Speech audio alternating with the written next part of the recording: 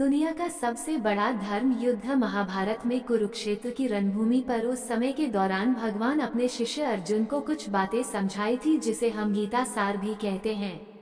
लगभग 5000 साल से भी ज्यादा का वक्त महाभारत के युद्ध को बीत चुका है, लेकिन आज भी लोग भगवत गीता के सार को उतना ही महत्व देते हैं। तो चलिए आगे बढ़ते हैं।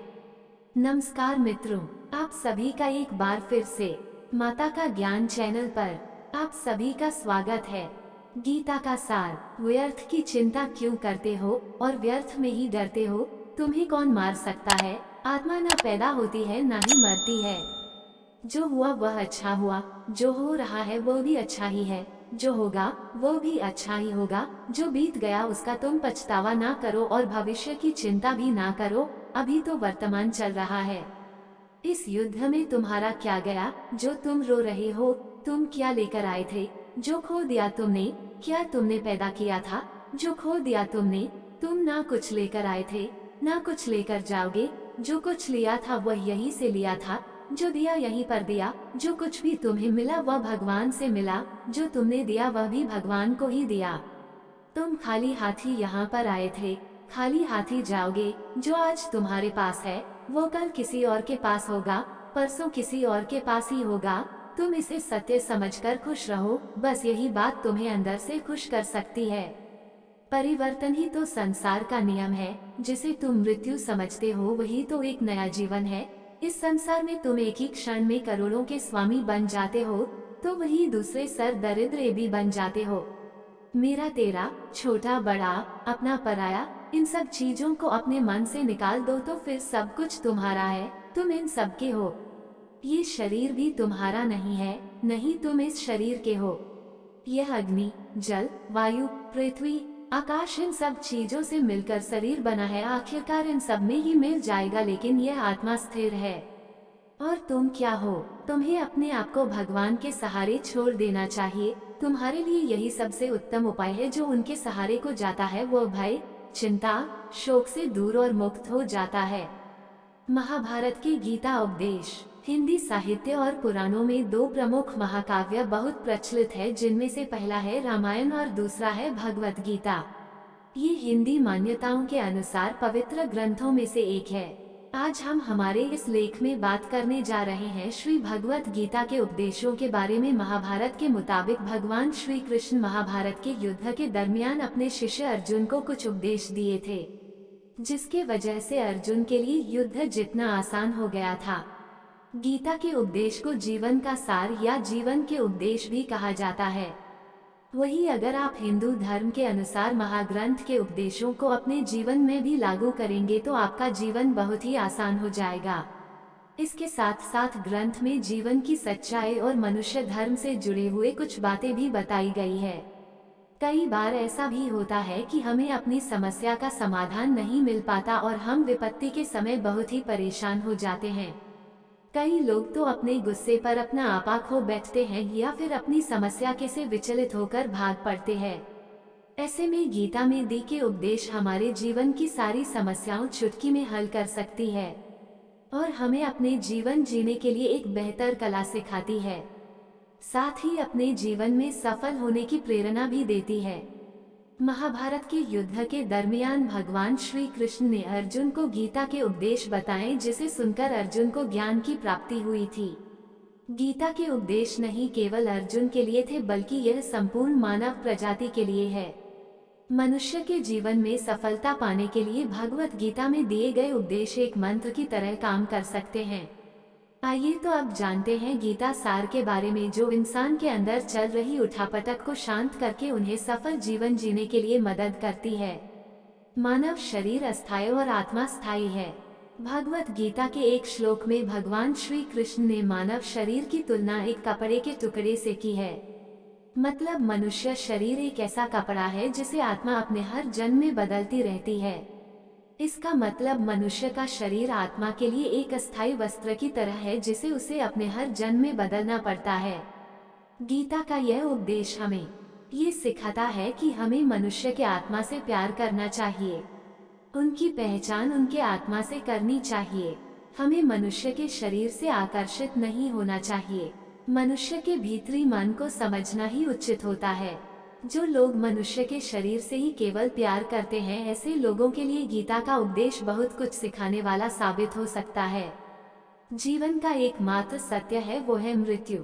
गीता के इस उपदेश में भगवान श्री कृष्ण ने ये बताया है कि इंसान को जन्म मरण के चक्र के बारे में जान लेना चाहिए, क्योंकि मनुष्य के जीवन का एकमात्र सच जो है वो मृत्यु है। क्योंकि जिस भी इंसान ने इस दुनिया में जन्म लिया है उसे एक न एक दिन इस संसार को छोड़कर जाना ही पड़ता है, और यही इस दुनिया का अटल सत्य है। लेकिन इस बात से भी नकारा नहीं जा सकता कि हर इंसान अपनी मौत से भयभीत रहता है। इसलिए मनुष्य को जीवन की अटल सच्चाई को जान लेना चाहिए और अपनी वर्तमान की खुशियां को भी खराब नहीं करना चाहिए। गुस्से पर काबू करना चाहिए, क्योंकि क्रोध से व्यक्ति का नाश हो जाता है। भगवान श्री कृष्ण ने इस उपदेश में ये बताया है कि क्रोध से मनुष्य को भ्रम पैदा होता है और भ्रम में वह अपनी बुद्धि का विनाश कर बैठता है। क्रोध में जब मनुष्य की बुद्धि काम नहीं करती है तब मनुष्य का तर्क वितर्क करने की क्षमता नष्ट हो जाती है और व्यक्ति का वही नाश हो जाता है। इसी तरह हर एक व्यक्ति को अपने गुस्से पर काबू करना सीखना चाहिए। मनुष्य गुस्से में कई बार ऐसा काम कर देता है जिससे उसको बाद में जाकर हानि का सामना करना पड़ता है। वही अगर मनुष्य अपने क्रोध पर काबू नहीं कर पाए तब वो कोई गलत कदम उठा बैठता है। जब भी मनुष्य के मन में क्रोध की भावना उत्पन्न होती है तब मनुष्य का मस्तिष्क काम करना बंद कर देता है और वह सही गलत का वह उचित फैसला नहीं ले पाता। इसलिए हमेशा मनुष्य को अपने क्रोध को काबू में रखना चाहिए और अपने मन को शांत रखना चाहिए, क्योंकि गुस्से में लिया गया फैसला आपको गहरी क्षति पहुंचा सकता है। व्यक्ति अपने कर्मों को नहीं छोड़ सकता है। भगवान श्री कृष्ण ने गीता के सार में ये बताया है कि कोई भी व्यक्ति अपने कर्मों को नहीं छोड़ सकता, जिसका मतलब व्यक्ति साधारण समझ के साथ अपने कर्मों में लगे रहते हैं। उन्हें अपने कर्म से हटना या छोड़ना नहीं चाहिए, क्योंकि वह ज्ञानवादी नहीं बन सकते हैं।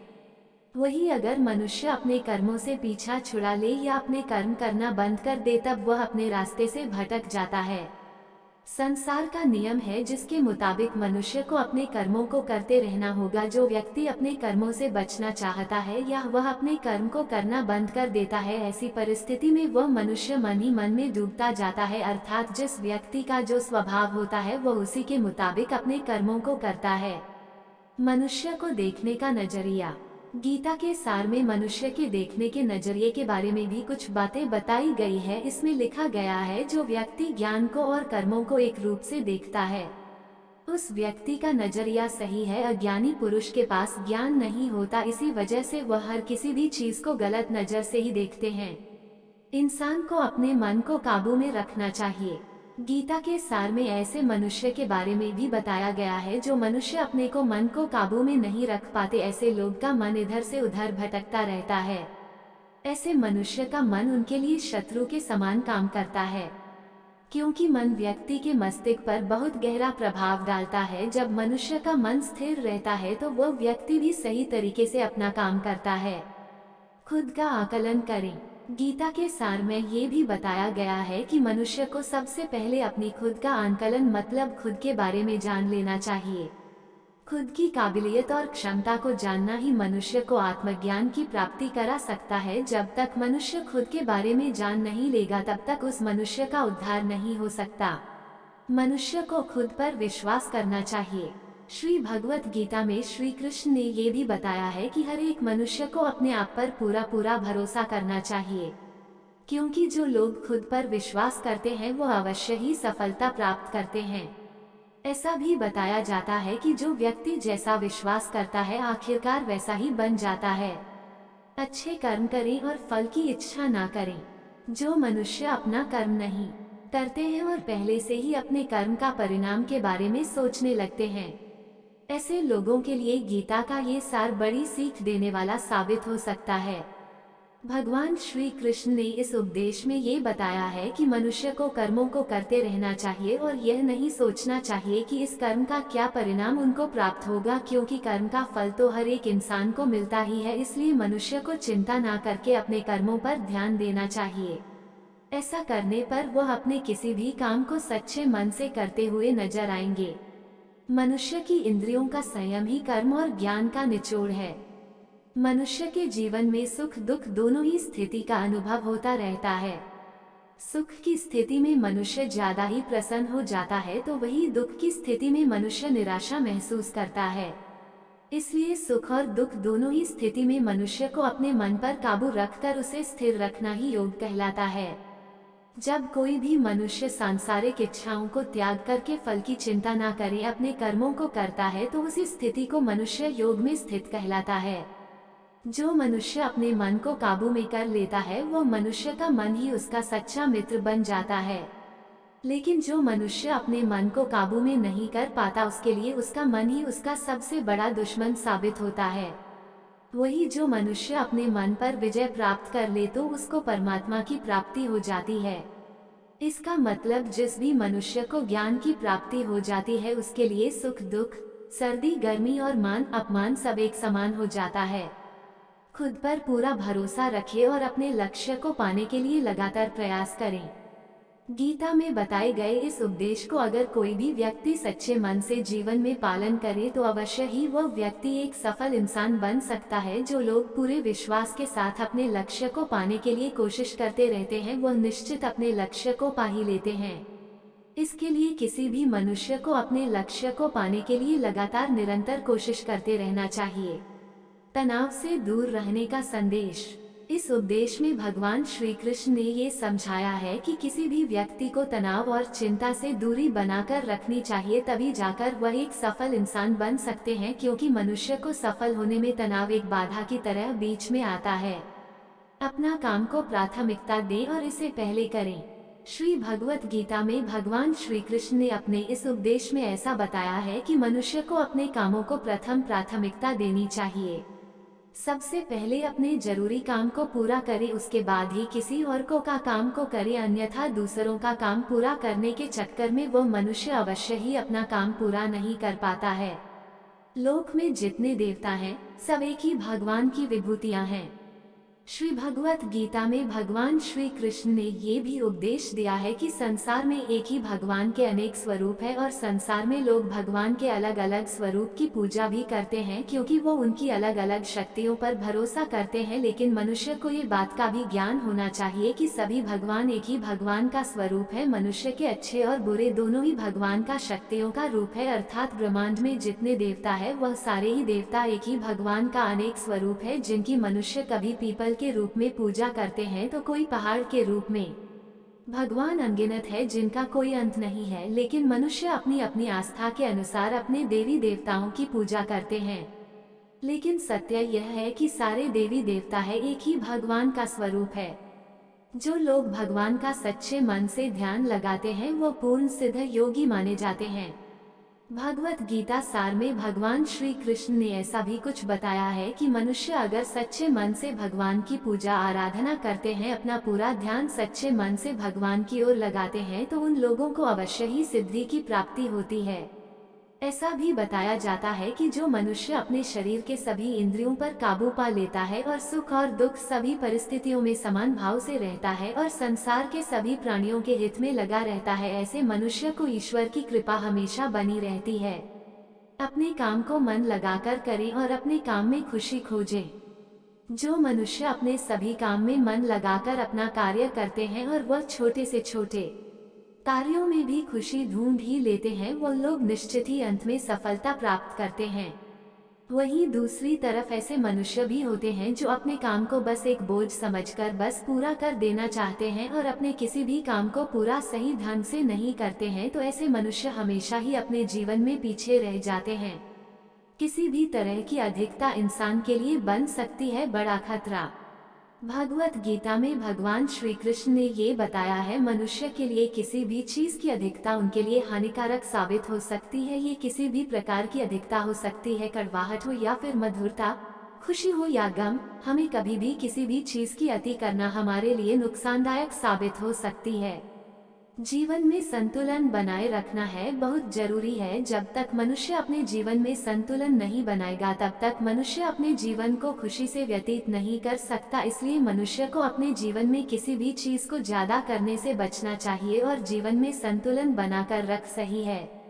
स्वार्थी नहीं बने। भगवान श्री कृष्ण ने गीता सार के माध्यम से एक बहुत बड़ी ज्ञान की बात कही है। जो मनुष्य बहुत मतलबी होते हैं और उनको बस अपने मतलब से मतलब होता है और वो अपना मतलब पूरा करने के लिए कुछ भी कर सकते हैं, उन लोगों का कभी भी भला नहीं होता।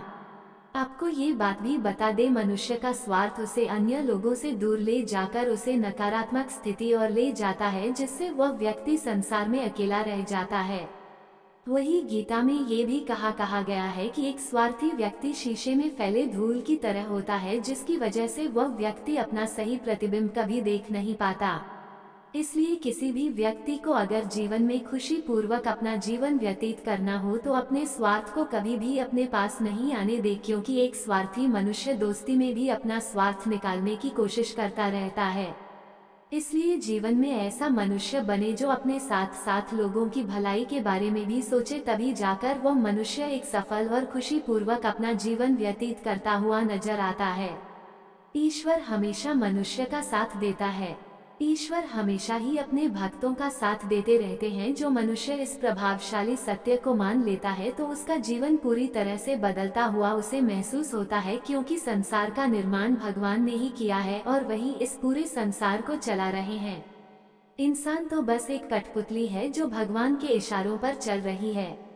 इसलिए मनुष्य को कभी भी अपने भविष्य और वर्तमान की चिंता नहीं करनी चाहिए, क्योंकि भगवान उनकी हर एक विकट परिस्थिति में उनका साथ देते हैं और हमें मुश्किल से बाहर निकालते ही है। इसलिए हम सबको ईश्वर पर सदैव भरोसा रखना चाहिए। संदेह की आदत इंसान के दुख का कारण बनती है। भगवत गीता के इस सार में ऐसे मनुष्य के बारे में बताया गया है जो लोग सदैव ही हर एक परिस्थिति में सत्य पर संदेश की आदत रखते हैं और जरूरत से ज्यादा शक करते हैं। ऐसे लोगों के बारे में भगवान श्री कृष्ण ने ऐसा कहा है कि पूर्ण सत्य की खोज ये हमेशा संदेह करना मनुष्य को दुख का कारण बनती है। शक करना एक ऐसी आदत है जो मजबूत से मजबूत रिश्ते को भी खतरे में डाल देती है। वही जिज्ञासा होना एक अलग बात है, लेकिन पूरी तरह से सत्य की खोज या फिर संदेह करना उसको दुख प्रदान करती है और शक करने वाला इंसान कई पास अंत में पछतावा के अलावा कुछ भी नहीं रहता। महाभारत के युद्ध के दरमियान भगवान श्री कृष्ण द्वारा दिए गए गीता उपदेश को लोग अगर अपने जीवन में उतारे तो आप निश्चित ही जीवन में सफल हो सकते हैं। गीता सार के यह उपदेश एक सफल जीवन के निर्माण के लिए बेहद महत्वपूर्ण भूमिका निभाते हैं।